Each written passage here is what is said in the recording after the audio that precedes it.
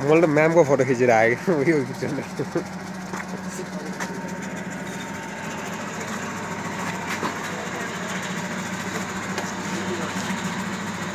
यो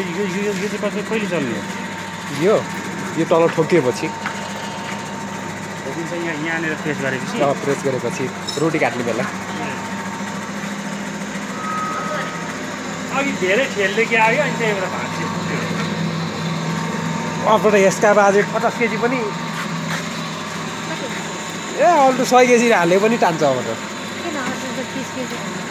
गियरबक्स छैन नि त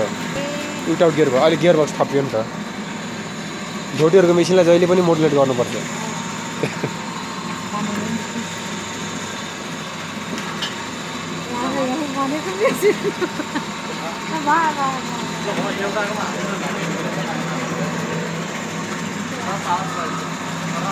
डेन्जर पावर छ नि के को पावर छ मात्र हो सर कहाँ सकिन्छ हो यसको डाँटी कति छ यसो डाँटी प्लस त्यसको डाँटी त्यस्तो भइरहेको छ मैले अड्याएको अहिले तान्छ अस्ति त 5 केजी नि तानेन भनेर कहाँ